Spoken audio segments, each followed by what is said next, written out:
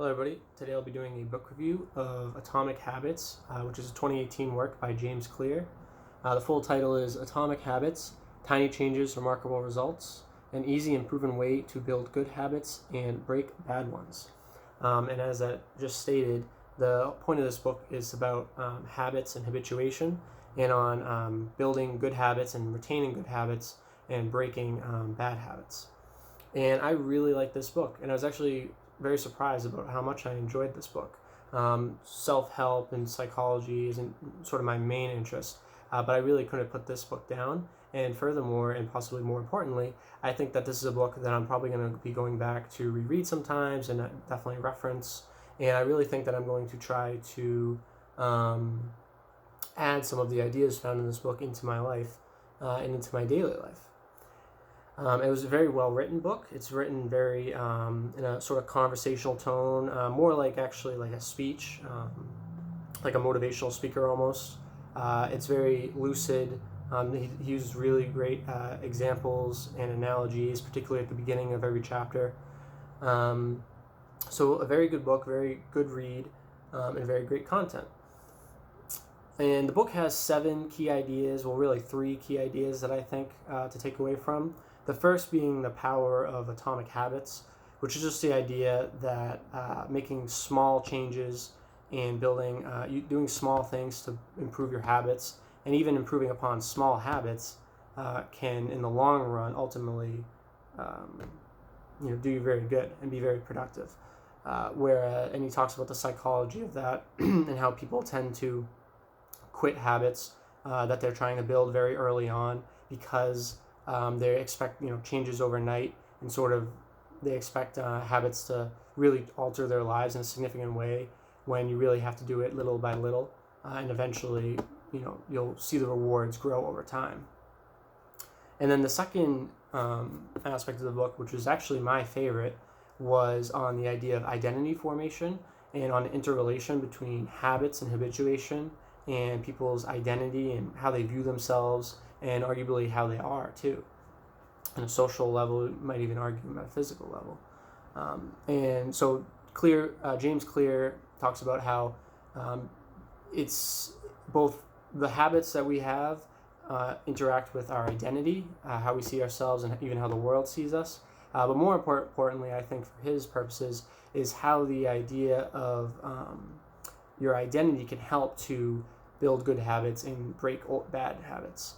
Because when you focus more on the identity that you want and the identity that you want to be perceived of having, then he talks about sort of voting for that identity in your actions, and particularly in the habits that you build, and in following the steps of habits that he lays out.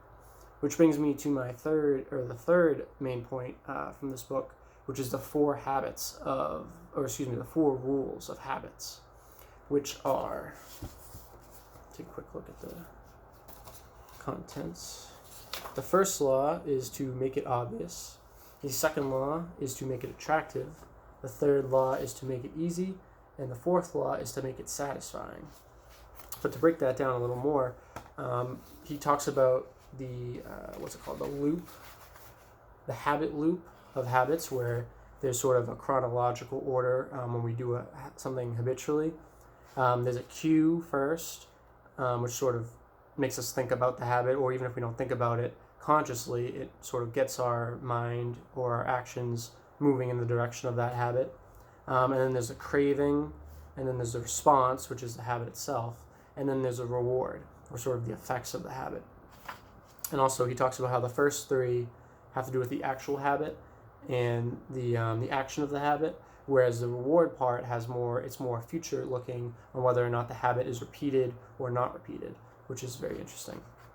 But anyways, so the 4 rules that he lays out relate to the habit loop in those 4 chronological parts, or sort of temporal parts of habits, in the sense that with good habits you want to make the cue obvious, and in bad habits you want to make the cue invisible. With the craving, with good habits you want to make the craving attractive, and the bad habits you want to make the craving unattractive. With the response, or the habit itself, with a good habit you want to make it easy. Whereas with the response with a bad habit, you want to make it difficult or difficult to do. And with the reward, you want to make it satisfying with a good habit. And with a bad habit, you want to make the reward unsatisfying. And so overall, all these things put together make for a really interesting book. And as I said, more importantly, I think a very effective book. I mean, I haven't really tested it out yet. So maybe I'll do another video in the future talking about Atomic Habits and sort of whether or not I was able to successfully incorporate some of those strategies into my own life. But regardless, I definitely recommend it as a very good read. And I'm going to rate it a 9 out of 10. I really enjoyed reading Atomic Habits. So much so that I actually went and picked up another book on habit formation called The Power of Habit, which James Clear talks about a little bit. And this one looks a little more, it looks like it goes a little more into the psychology of habit formation, as opposed to sort of the Atomic Habit seems to be more of a practical guide. But I shouldn't really compare them yet. I'll save that for a review of The Power of Habit.